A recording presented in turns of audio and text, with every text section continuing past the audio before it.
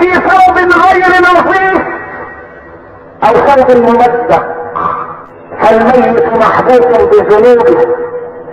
نريد منك يا حي ان تدعو الله له بالرحمه والمغفره، وان تزوره وان تعوده. اذا رايت ميتا قد جاء وقدم لك شيئا اي شيء، فان عطيه الميت رزق حلال طيب ياتيك ان شاء الله.